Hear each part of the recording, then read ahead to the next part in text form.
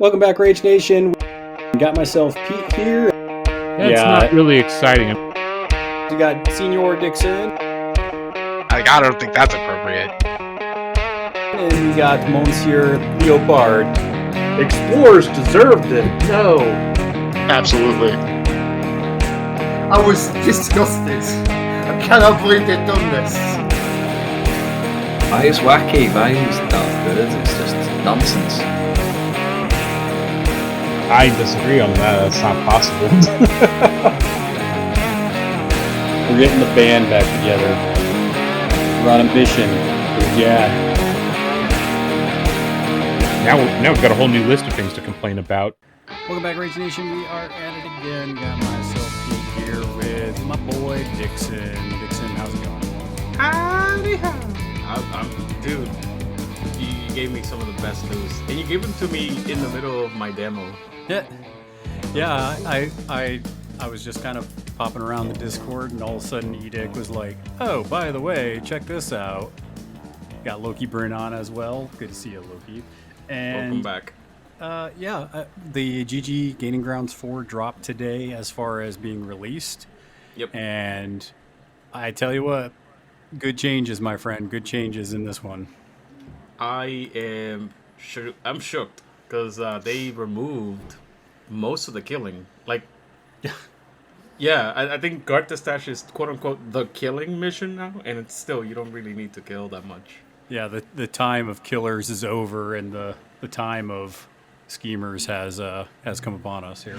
Oh yeah, false claim, baby, false claim OP. So yeah, looking at all this, definitely excited. We're going to get into the ins and outs of that today. Just talking about the new strategies, talk about the schemes that we like and kind of reactions to them. Maybe some surprises that we saw, and then some keywords and minions that we think are got a nice little boost with this. So before we get into that, make sure that you guys are checking us out. You can do that on our Discord, which has been hopping with all these changes.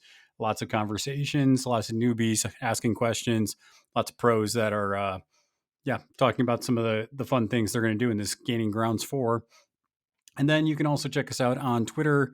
You can see the YouTube channel. We've been putting out a lot of content on that, just some live reactions to some games that I've played. Going to do a video on some of these minions that I think are getting a boost with this Gaining Grounds, and just other things we're going to do as content just becomes more video.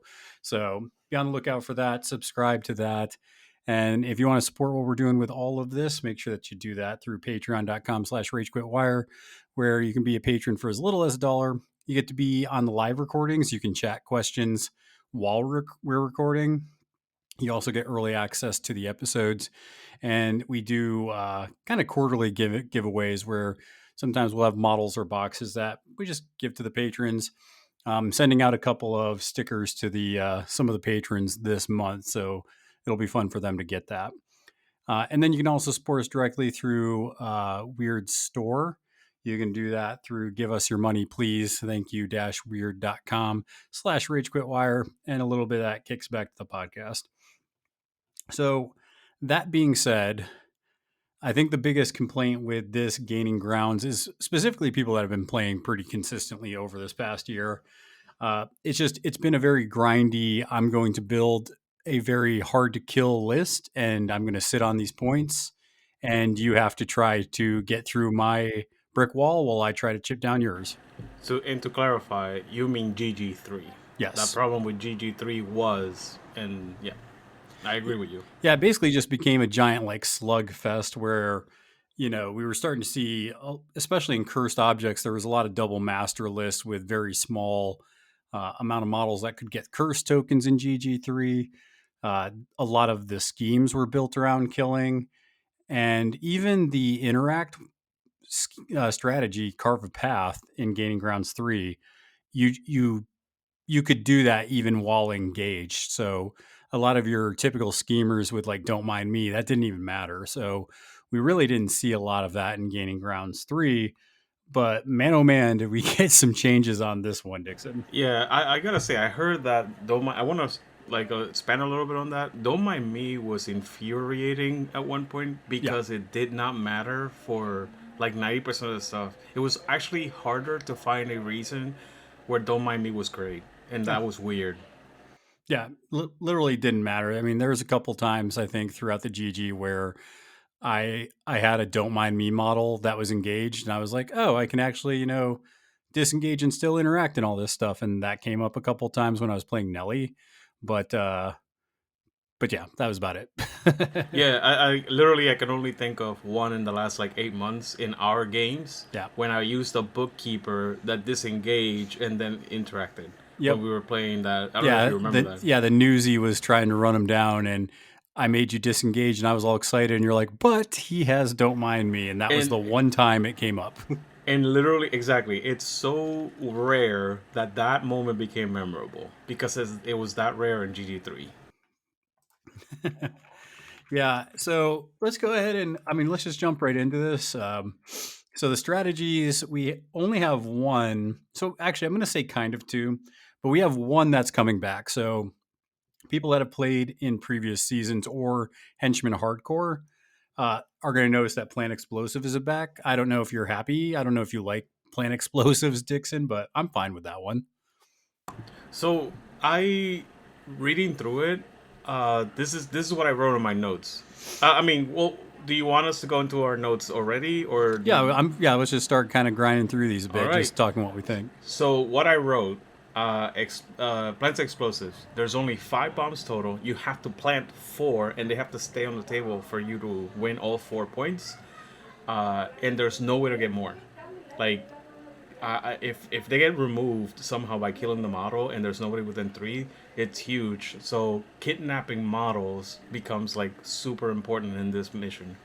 Yeah, I also think the fact that the way you can kind of counter that a bit is by taking your opponent's explosive markers, so you can bring those back to your table half, essentially. That's another way, yeah. So, but there's only 10, so yeah, when they go away, that makes a difference. Right, well, killing them, and there's not, I think it was like no friendly model within 3 inches, friendly of that model. That's one.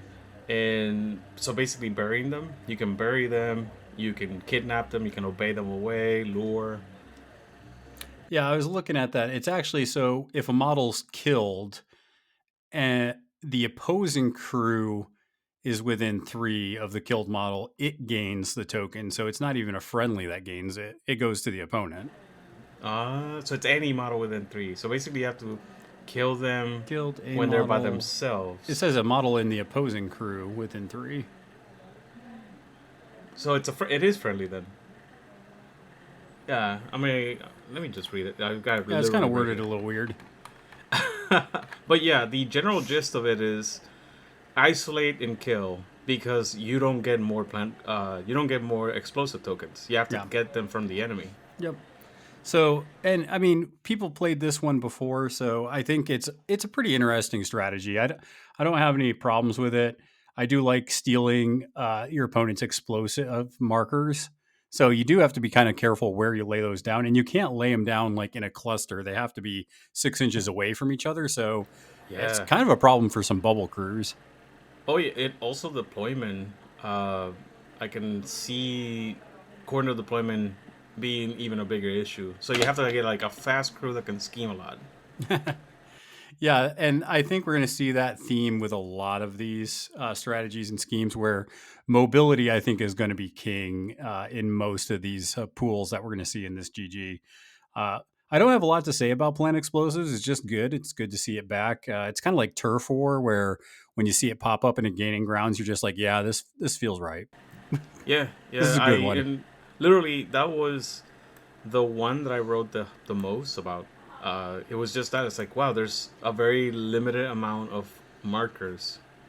I will note with Plant Explosives, though, is you do have to interact to discard the marker, and it doesn't say that you ignore melee ranges, so you do have to be either not engaged or have Don't Mind Me to put your markers down.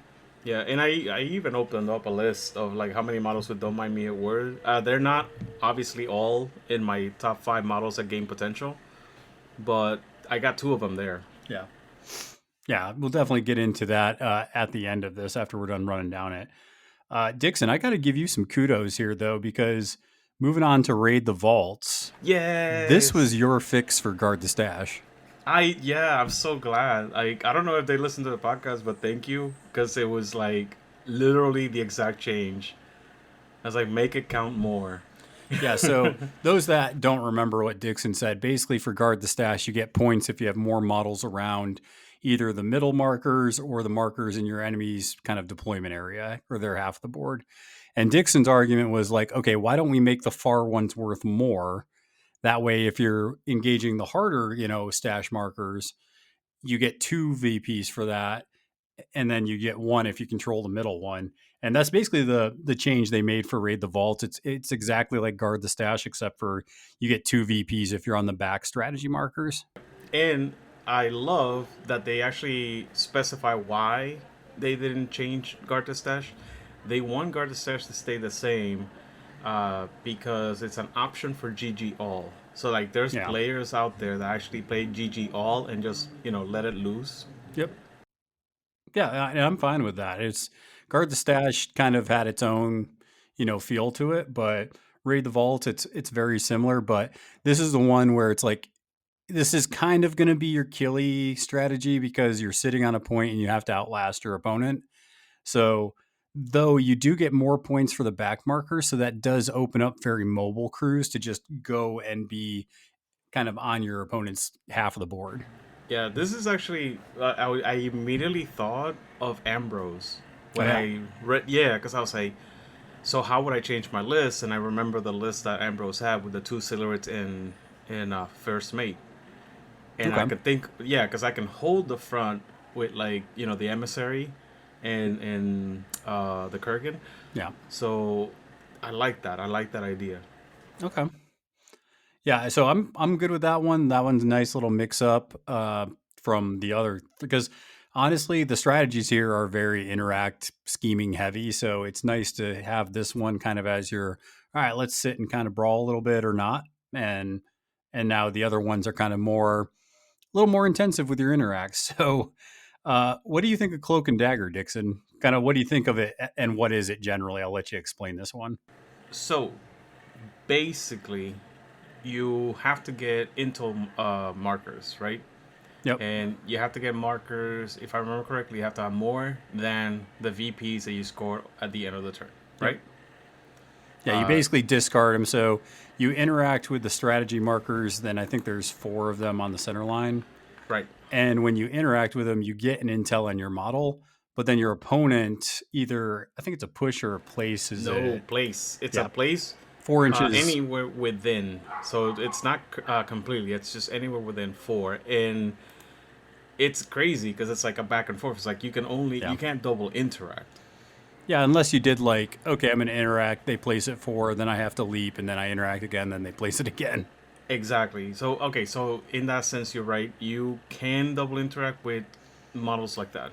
But then they can kind of they can place it where if you're going to do that, it almost can like lure your model into their crew. True. Also true. So there's some interesting back and forth. But at the end of the turn, you basically discard as many intel markers as you can on as many models as you want. So if a model has 2 intel markers, you can discard all of them to score either 1 for turn 2 or 2 for turn 3. So you can keep them on models from turn to turn.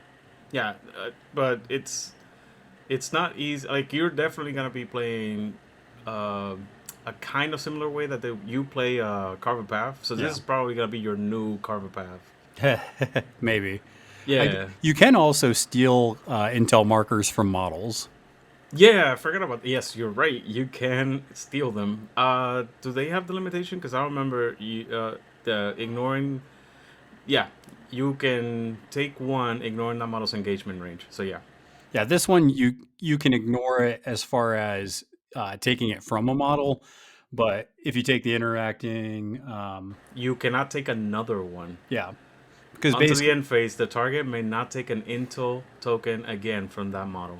That's the only thing that I thought was a little cumbersome is you have to kind of keep track of like, oh, this model took 1 from that, so it can't, lose that to whatever. And I'm like, okay, I mean, we got to keep track of that somehow, but I guess in game it might be a little clunky, but we'll figure that out. Wait, so so the way I read it was that model that stole it cannot steal again from that same model, but other models can steal from that model. It says the target may not take an intel token from this model.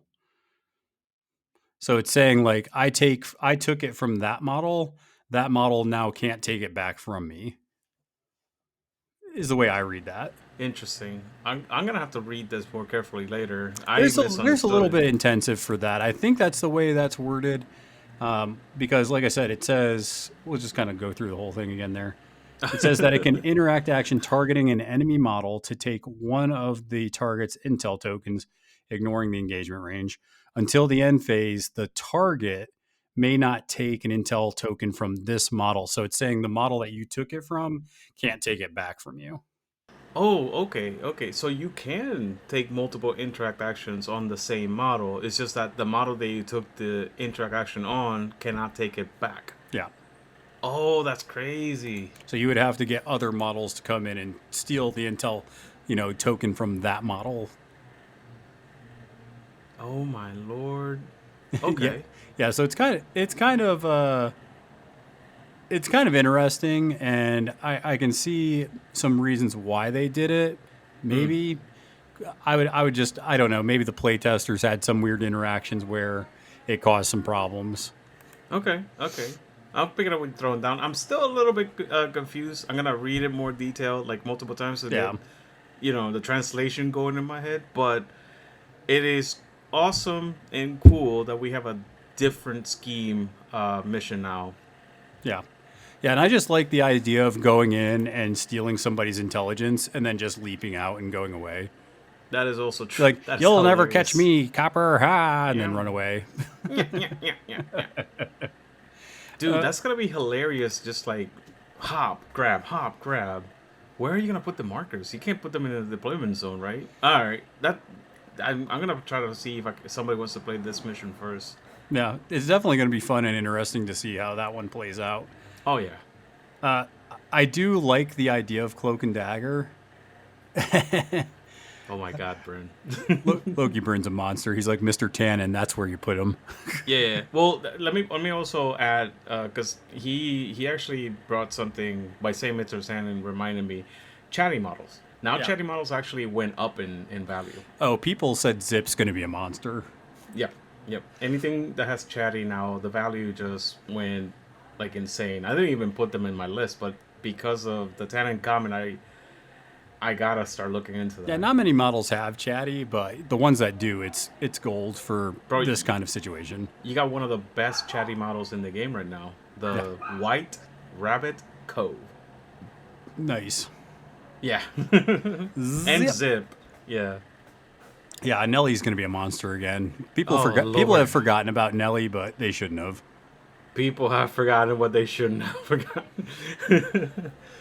I will say the idea of this next one is actually more exciting to me, and that's Stuff the Ballots. I just love the idea of this, that you're fighting over all these markers, and you're literally getting as many votes in there as you can, and that's kind of how you're competing. So basically, there's 7 of these markers. So there's so easy way to describe it: 3, 1 in the center, 1 in each edge of the center, and then 1 in every center of the quarters. Yep. So like if you make the map a diamond, it should be 4 that make a square, and then 3 that are center. Yeah, so basically, if you have more votes in one of those strategy markers than your opponent, you get a point if you have more than you scored previously. So basically, you just interact within an inch of these markers, just stuff in as many votes as you can into it.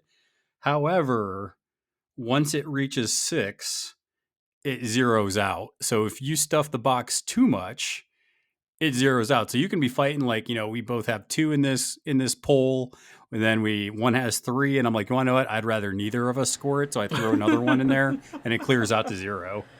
Yep. Oh, it's gonna be a race because you might not kill each other. You might just like drop one and smack the other person in the face instead of like putting 2 in a row. It's gonna be interesting. I want to put it on the table just to see how weird this gets. And it is interesting to note here that you can't interact with these turn 1. So you can't like Yeah. stuff your own ballot boxes in the back and then take off. Yep. However, you can leave somebody in the back to do that turn 2 forward. Mhm. So I can see a game where it's like, oh, I bring like, 2 or 3 Silurids, and then Yep. I have one that his job is just to stuff the ballot box the whole game in my So- deployment zone. You can in Swamp Fiend, which is like the first thing I'm gonna try for this mission when I play it. You can have a 4-point little firefly, the will-o-wisp, just start stuffing them. Now, do know the ones in your side of the table don't count for you. Yeah. It's the middle ones forward. Yeah, So you that's what have I'm to saying. be If aware you of that. if you put them in your own on your table half, that just is for pure denial. You can't score off Exactly. those. You have to get 2 to score off of the ones in your side of the table. Yeah.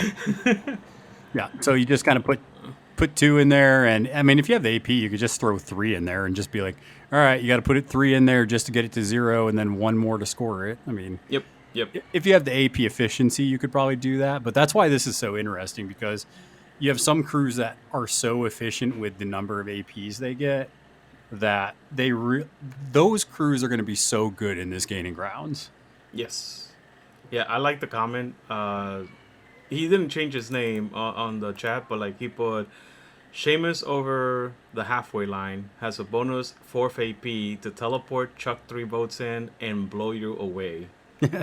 That's crazy. Yeah, I mean, because they are blocking impassable height 5 terrain. So guess what? Seamus can go ahead and teleport to him. That's fun. Yeah, it's nuts. Also, a reason why I like hucksters in this GG. Hustlers are in my list. Yep. So, what do you generally think of the strategies, Dixon? I mean, I love obviously raid because literally exactly what I wanted. Yep. Ballots, I am very excited for a very dumb reason. Obey is back, baby. Obey is back. So why do you say that? In ballots, you can actually obey enemies into putting a vote for you. Well, that seems stupid. That is come on now. You can't get mad. It's adorable. It's the best. I can get mad. And I think Weird specifically said because it's funny that they can coerce you to stuff your ballot against yourself. That's exactly right.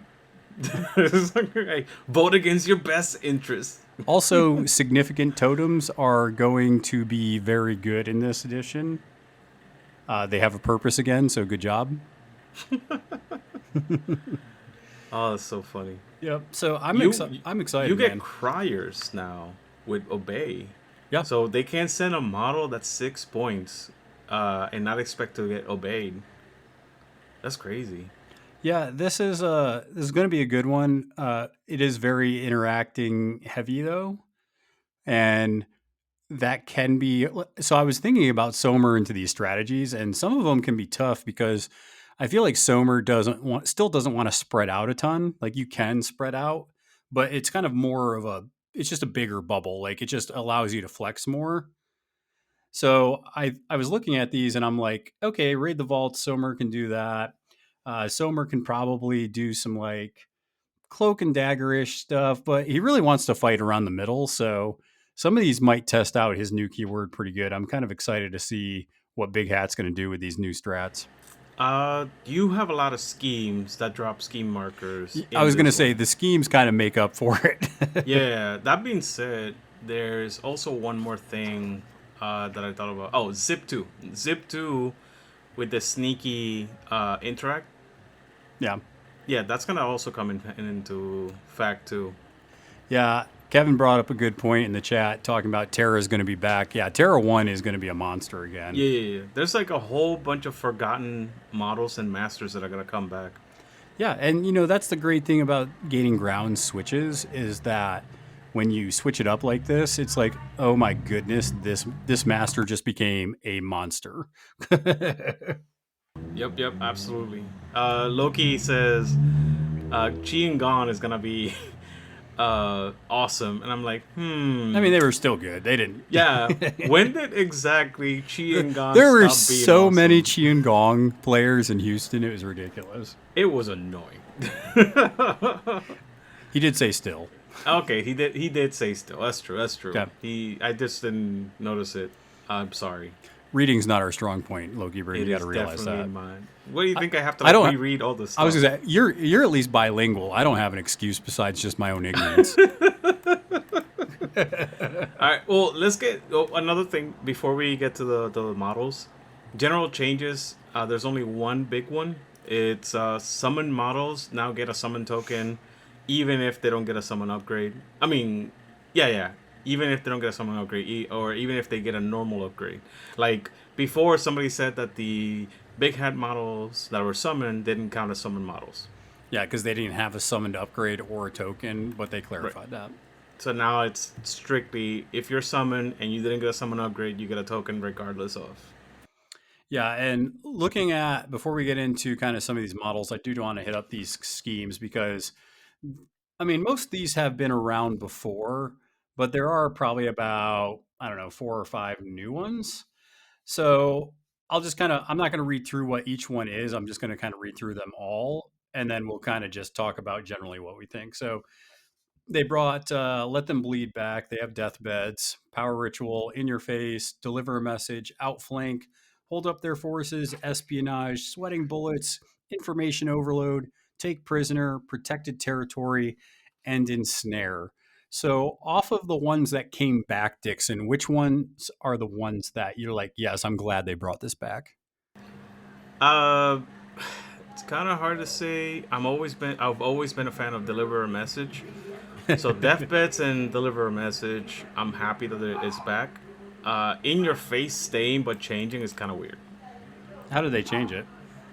If I remember, 1 second. Sorry. You're good. Say your piece while this finishes over here. Okay. So while we're waiting on Dixon's noisy neighbors there, but I'm also glad that they brought deathbeds back, just because I think deathbeds is an interesting scheme where you basically got to set up the kill, so it rewards people that kind of plan that out, and that's always fun. And I'm also happy that they brought Outflank back. I know a lot of people hate that scheme because they feel like it's telegraphed and some boards it's hard to score it. But I like either feigning outflank with Bayou with the bushwhackers because I'll just feign it. I'll just have them on the center line and drop a scheme marker, and they just have to guess if that's there or not. So it's quick. What they did for in your face, it's now known master model. Before, if you were playing double masters, you could declare your other master as your in your face. Yeah. Yep. And I will to finish, Yeah, go ahead. they specified it has to be hired. So models that like the effigies that will go into the emissary, it doesn't count. Yeah, and I will point as well that there really are only about 3 of these schemes that are killy. And it's kind of interesting. I'm like, okay, there's because traditionally, if for those newer players, schemes are either kill based, they're either scheme or marker based, or they're position based. So there's kind of usually those 3 caveats on how you're going to score that scheme on the 2 different reveal and the end points for that. So the fact that there's only 3, that just reinforces once again that this is going to be a very positional, very scheme heavy, marker heavy kind of gaining grounds. Dude, I gotta say this part. Ensnare is giving false claim like an absurd amount of power, and the new spread them out, the information overload is obscene because it's like spread them out it was hard to pull off because you had to do it 10 inches away from each other. Yep. This one just requires you that they're on the enemy side of the table. Yeah, they still have a pseudo spread them out with protected territory. That's kind of with the new one where it's like, okay, you have to have 2 that are 10 inches apart, and you have to have more than your opponent, or not within 3 inches of an enemy model. I guess that's that one. The information overload, that's the one where it's like, I think you have to have more than your opponent. But I thought Ensnare was pretty ingenious because this is actually kind of a different way that I don't think they've built a scheme like this before where you score when a model activates. Yes. So if a model activates before any trigger, so that means before they get any push, before they get anything. if they're within 2 scheme markers, I believe it's 2 scheme markers, you Yep. score the VP. That's why I said false claim, because he can literally activate a model with false claim. They chuck the 2, and if they die, you still score 1 point. Yeah, so I mean, they could even like take damage from something, but before that happens, when they activate, you're still going to score it. So it's just Yeah. it's the first time we see a scheme like this, and it's definitely very, very interesting. Oh yeah, yeah, it's hilarious. I start literally in my list. There's 3 models with false claim. Yeah, They just gain that much power. I think sweating bullets is kind of sweating bullets is probably the only one I saw that I don't know how much I'm going to take sweating bullets because you have to choose a friendly non-leader model. So this model has to survive, right? This is kind of like Vendetta. And then at the end of the turn, if you are within 6 of a center point and engaging an enemy master or henchman, then you score a VP. So it's kind of like It's a mix of 2. it's like a catch and release, but you have to be within the center. Yep, it's like Secret Meetup. I think it's the other one. So Yeah. Secret Meetup and Vendetta. Yeah. And Catch and Release. But I if you guess. play against an opponent who just doesn't go near the center, it's like, oh, I'm just not scoring this. Cool. Because even the second point, you have to be within 6 of the center, right? No, the second one is just the enemy master is not within 6, or it's not engaged while within 6 of the center. Okay. Yeah, that's it. It's either or. And I like it because like you can get a VP at least from masters, like you said, the masters that don't want to move to the center. Yeah. Like I'm playing either Titania 2 or whatchamacallit, Zoraida, and I'm like, I gotta run to the center before the end of the game. Yeah. I do love that they brought Take Prisoner back too, because Take Prisoner is always good for like models that have Up We Go or You're Coming With Me to just kind of like take I think it's a minion or enforcer and just bring them to your crew pretty much, and then just kidnap them and don't even kill them. You just take them prisoner. Yeah. Actually, this is gonna be interesting because if you see Take the Prisoner on the pool, you may just get nothing but a henchman. Yeah. Yeah, that'd True. be hilarious. I mean, your opponent's not gonna take the prisoner after that, but you get my point. It's like, oh crap, that's not an option. Yeah, there are ways, and that's something I've tried to get a little better at, is actually building my crew to kind of fit the scheme pool a little bit. And that's like in Houston, I didn't bring the Corfu duet a couple of times because I was like, Vendetta was in the pool, and I was like, well, she's hard to kill, but you can get Vendetta points off her if you have the right tech and abilities and flips and all that. So you do kind of be like, okay, I do have good Vendetta models that the opponent can target. I need to be careful of that. Yeah, it's true. I wonder if there's actually something here that makes me not want to pick them, but I haven't thought about it yet.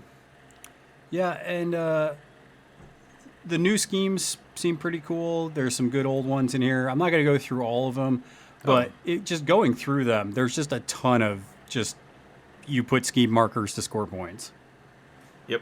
I don't know why they keep trying to. I just want to point this one out. I don't know why they keep trying to push outflank on us. I just told you I was happy that came back.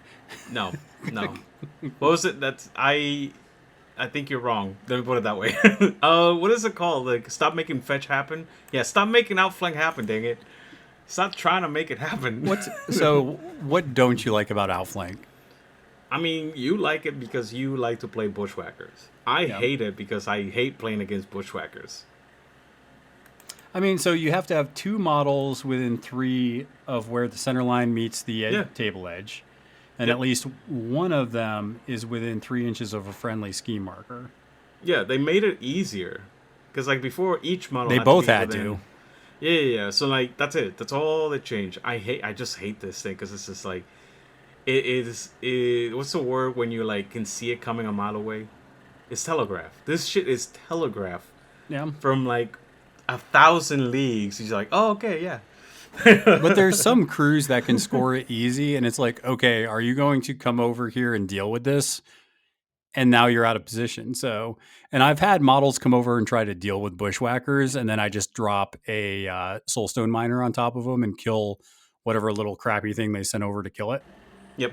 I mean, Power Ritual, it describes exactly what you just said, and I still like the scheme. I don't know, I guess I just don't like outflank. Yeah, I think Power Ritual, if you have the mobility, is definitely a lot easier to score, I think, than Outflank. I do like what's the one that they? It's basically breakthrough, but it's more conditional. What is it? It's Uh, oh man, that's a good question. I gotta look it up. yeah, I'm looking at it right now. Hold up their forces. No, hold up your forces. You basically have roadblocks. No. It's sweating the forces. it's espionage. It's more complex breakthrough. So you have to have one scheme marker on the center line, and then one in the deployment zone, Whoa. and then yeah. And then? And then I was going to say the second point, you have to have three. I think you have to have one in your deployment zone on the center line, and then in the enemy deployment zone. Okay, that's interesting. I'm not gonna say it's easier, but it's all scheme marker related specifically, which is a strength of Big Hat. So I guess this is one of your schemes. Yeah, I mean, it could definitely be good. Yeah, I mean, it's just espionage and power ritual. it's more interesting because I think breakthrough is just so like lackadaisical, like easy to get. Like unless it was a certain deployment zone and your opponent kind of just was actively harassing you to not get the point. It was pretty like I think that was a good newbie scheme. Like breakthrough was a good new scheme, right? I love Loki Rin's comment. Auster and Twiggy will be so cool to play again. I'm like, dude, she was never bad. I don't get it. People thought this model was bad. No, I just think she was better in GG2, and then GG3 happened, and then it's like, okay, she's just not as good. Yeah, I mean, I still picked her when like certain schemes were on the pool, but you're right. She was better in GG2. Yeah. In 3, though, I think she's just gonna print points. Just like, oh, drop a ski marker here, drop a ski marker there. Because she does it, for the listeners that don't know what she does, she basically drops ski markers within 8 inches of her. You have to, like, get the cards and stuff for it, but it's not Yeah. that hard. Yeah, and I think kind of pivoting on this a little bit, Dixon, if you were teaching a new player how to play in Gaining Grounds 4, what schemes do you think are good for a new player? I always pick schemes that are more oriented to scheme markers. So I would probably pick Power Ritual. Uh, Probably also Outflank, just because I don't like it doesn't mean that it's not good for newer players. Yep. And then I would add in Ensnare, In Your Face, and Information Overload. Those are the 5. Yeah, I think In Your Face is really good just because you have to go up and you just a newer player, you're like, oh, cool, you're playing Lady J1, go kill something that is, decent amount of points. I think Espionage, maybe that one could be because you're just dropping a couple scheme markers. I actually think delivering a message is pretty good score because you just literally walk up to a master or henchman and interact with them. Huh. Okay, so I thought that, okay, so the targeted model is not treated as being engaged. Okay, so that is I missed that when I was reading it. Yep. So basically, you just go in, you interact with it, and that's pretty much it. Is you're just like delivering the message, and at the end game, if the enemy master or leader is within 2 or line of sight of a friendly scheme marker, you gain another VP. So I think that's pretty easy for a newer player to do. And I think the ones you said too are. So there's definitely, I'd say 5 or 6 of these that are really good for newer players. Yes, the one that I would try not to give to newer players if I can avoid it is Deathbeds. Yeah, deathbeds can be tough timing wise. Yes, because like people are gonna be, what's the word when like the phrase whenever you're thinking too much, analysis paralysis. Yeah. Yeah, people get a lot of analysis paralysis when they're reading Deathbeds, and newer like today's the demo that I was telling you about. It was only 25 points, and we played for 2.5 hours. Yeah. You know that I play fast, so it was just my opponent trying to think through his steps, and we only got to like round 3. Yeah, there's a lot going on for newer players to really think of. So once they have the mechanics down, you just want to be like, yeah, here's some easy, like, it's almost like when you get a pool, it's like, look for these schemes because these are ones that you can at least kind of, you know what you're trying to do. You're not trying to outwit your opponent. You're just like, I'm doing this. Yes, and I show cards and stuff. Like, yeah, I try to make sure that the opponents, when I'm doing the demo, that they know exactly what's happening. Yep. Yeah, so I mean, I'm a big fan of this. Like I said, there's not too many of these that I don't think I wouldn't take. I think Sweating Bullets and Let Them Bleed are the two that I would least take out of all these schemes. Okay. Let Them Bleed, it used to be, I think that was GG2. If not, Yes. it was 1. But No, I never picked it. It's been around for longer than that. It was in 1 and 0 and probably in 2 as well, M2E as well. So, yeah, Let Them Bleed has just been around for a while. Well, because I feel like because you have to have two of the most expensive models have to be below half health. And I'm Yes. like, that is so hard to control and score consistently. If I were, I still take it. Like, I used to take it and score it. It wasn't easy, but it was very doable with the way that I play. Well, I mean, you just kind of do the scorched earth, just try to kill everything. Correct.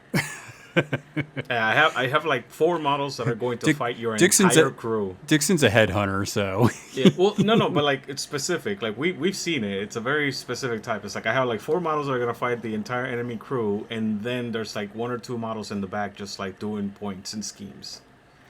yeah. Logie Bryn said he only saw Let Them Bleed taken once in a tournament. Yeah, no, I've done them regularly. Like it's just one of those missions that I fits think you my just have to playstyle. have a lot of violence in your heart for Let Yes. Them Bleed, and I'm a soft soul, so that's not me. Lies, sack crap.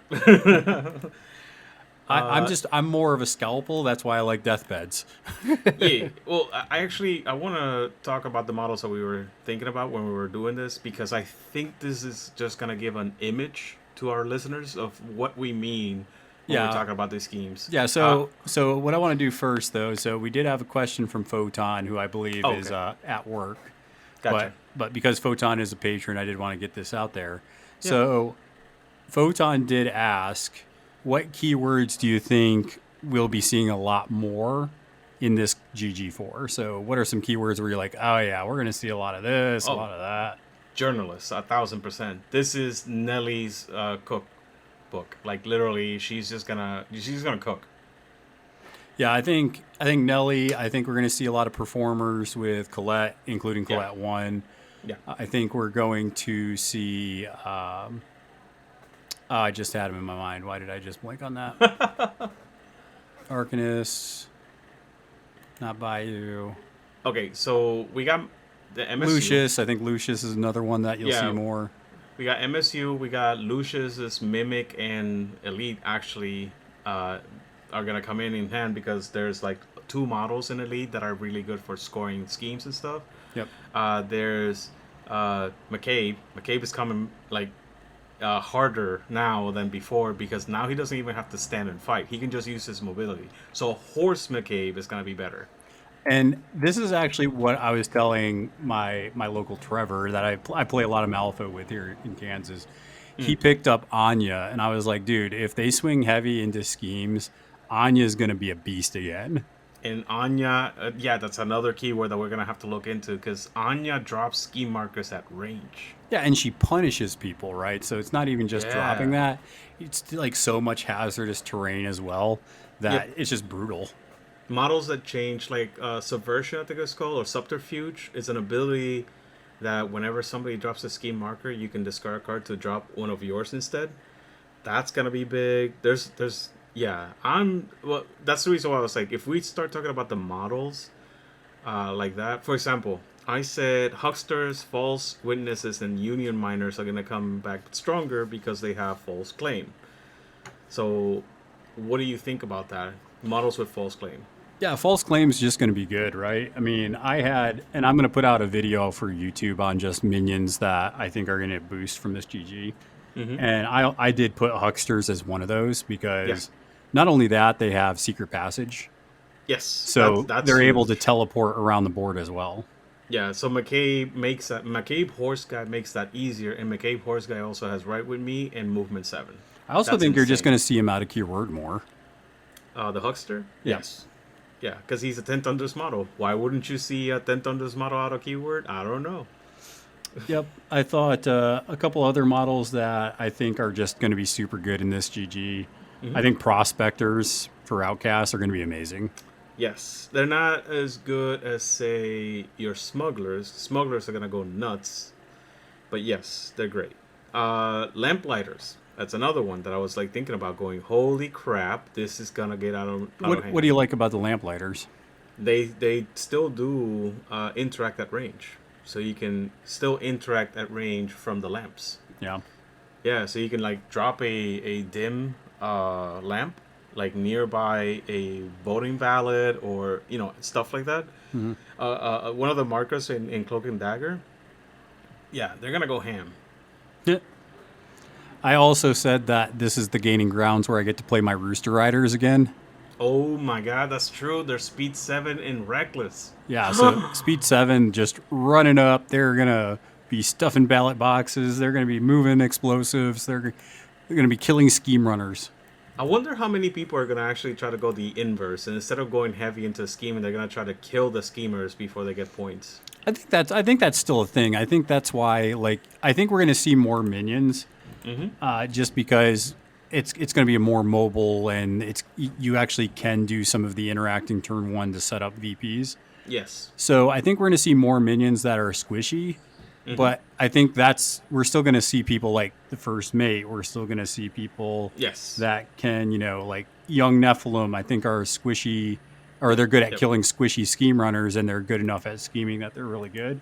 So thinking about it like this, just gut feeling, I'm going to say Seeker is going to be better than the Syndicate, but I assume that you think that the Syndicate is going to be better than Seeker. Yeah, I think so. I think so, just because of they innately want to interact and do all this scheming stuff, and they just drop scheme markers. Whereas, I mean, Jed's is kind of a bubble crew, right? yeah, absolutely. Well, you can play her separately with 2 or 3 models, but I see what you're saying. Yeah. 10 Thunders, I think the red library is going to be big because bookkeepers also have Don't Mind Me and Ignore Terrain when they move. They have efficiency as a bonus action, which allows them to interact. I think that's going to be huge. So Lindley might even get better on this GG. And she was great before. Yeah, I think bookkeepers are pretty solid in this GG. And talking with, I have some like-minded Bayou individuals where we're talking in the chat about how Ulix and the Pigs probably got a nice boost with this. I think Wild Boars got really good.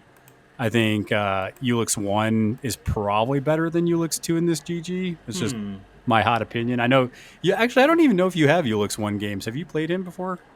Yeah, I'm not very good with him. Okay. I'm not very good with him. I tried him. I think I lost most of my games, if I remember correctly. Yeah. And 2 was just such delight that I just stopped trying.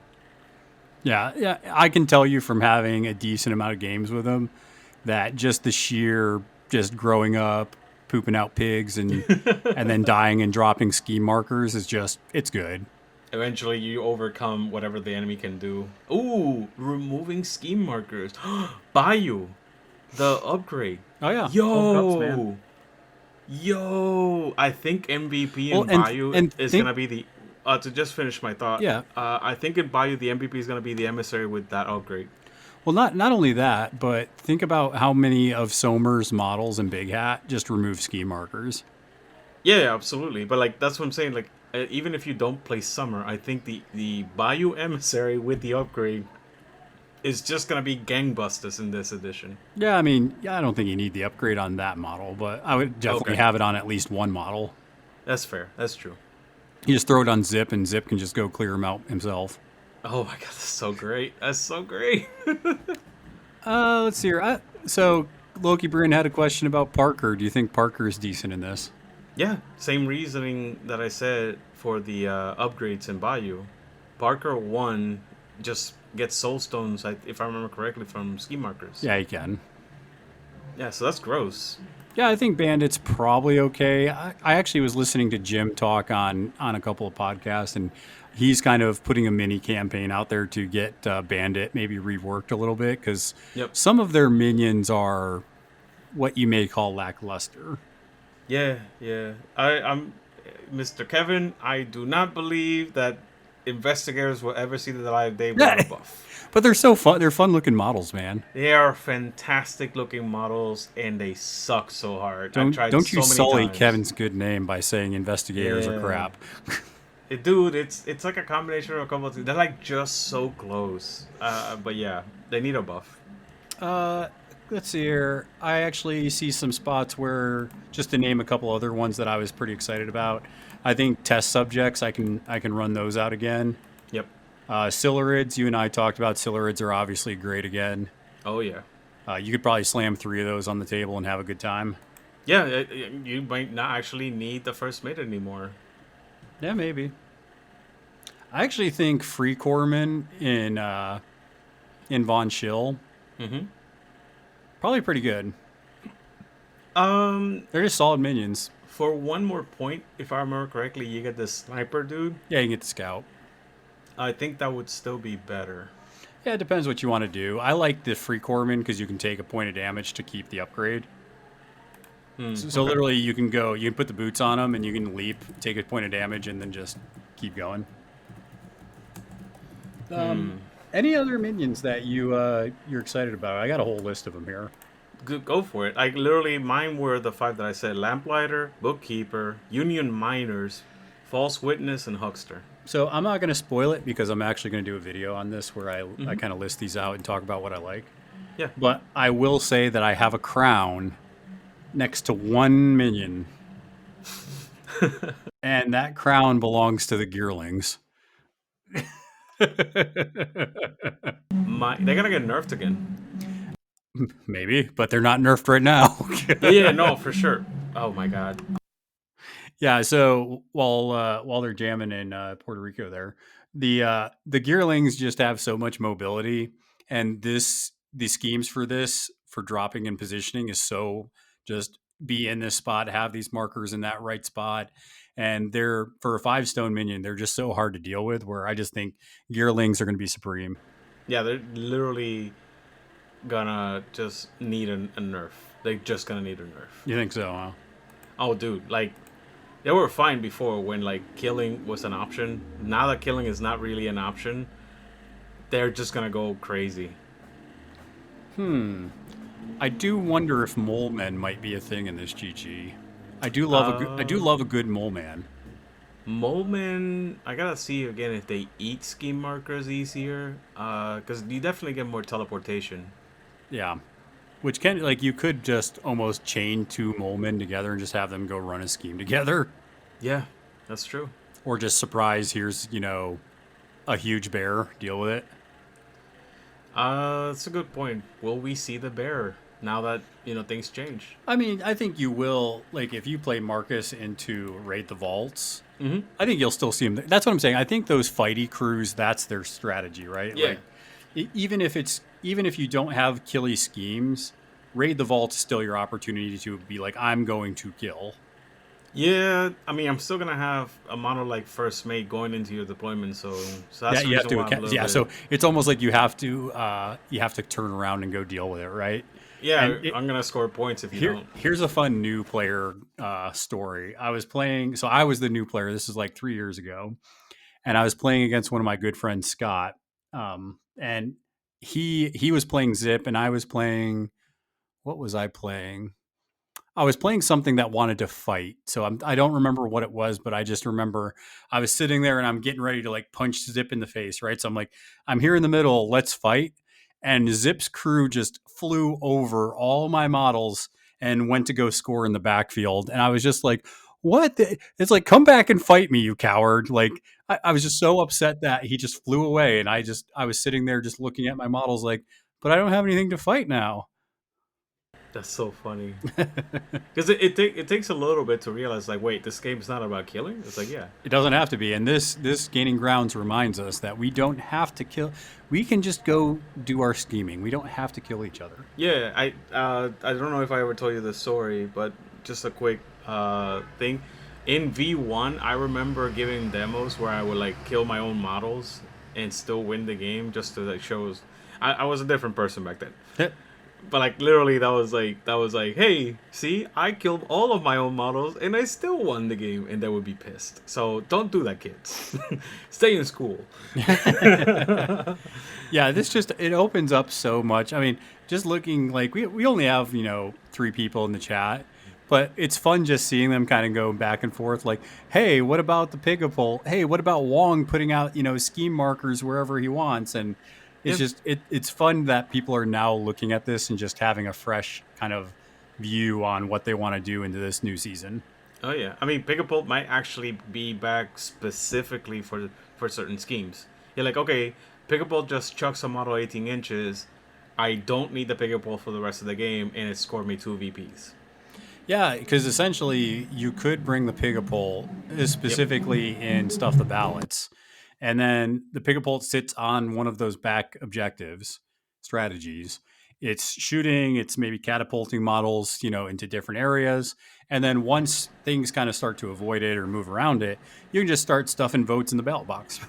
Well, it's insignificant, so it Is it? cannot do it. Yeah. Oh, I forgot, man. Yeah. Oh, again, like the number one reason why the Pigapult was not taken was because it was insignificant, and I now gotta look it at has this a card. different job. Yeah. It's been forever since I've looked at the Pigapult because I haven't I brought it in know. like two gaining grounds. Yeah, it's a fantastic model, and I used to use it specifically for the 18-inch placement because I used to place my pigs, and I forgot if it was like Maw or something that was tiny like that. But that was the point. The point of the Pigapult in those lists was put something tiny into the middle of my enemy crew.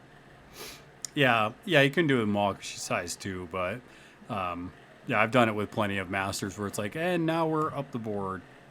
Oh, well, that makes me sad. But anyways, you can still do that with those type of models where it's like, oh yeah, you think, I don't know, why would you like the Pigapult then in this just to get models into spots? That's what I mean. Literally just put a model into the middle of the enemy crew. Gotcha. And so like you're paying, it's like me paying the 9 points from the Kurgan to put my master in the middle of the enemy crew in turn 1. Yeah, that's why.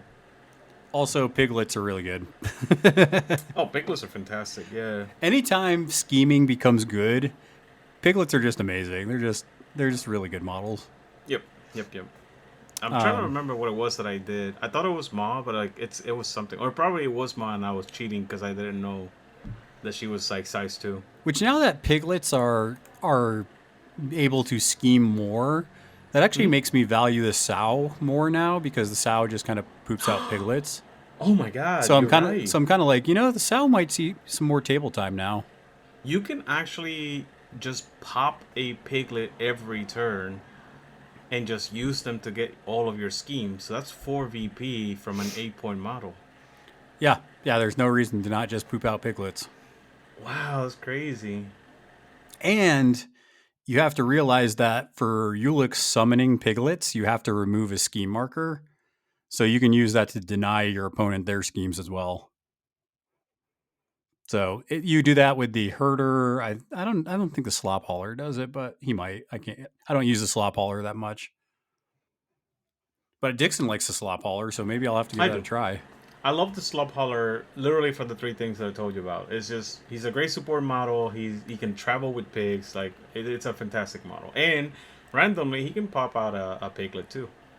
Stuffed piglets. Yeah, Sammy getting even better. Stuffed piglets everywhere. Dude, that model, I don't think it's ever sucked. I don't think It that hasn't, model but has the ever bonus, sucked. last GG was pretty useless just because there weren't as many scheme markers. Now there's gonna be scheme markers like everywhere, dude. Yeah.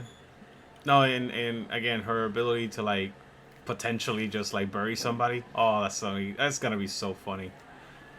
Yeah, I'm pretty excited to be back playing Bayou. I'm glad I made the switch because this GG I think is going to be good for Bayou because I think anytime killing is not a huge incentive, Bayou gets a little buff because Bayou is just, I love them, but just like when I played Somer the other day in the store, sometimes your gremlins just die because their stats aren't great. They're kind of easy to hit sometimes.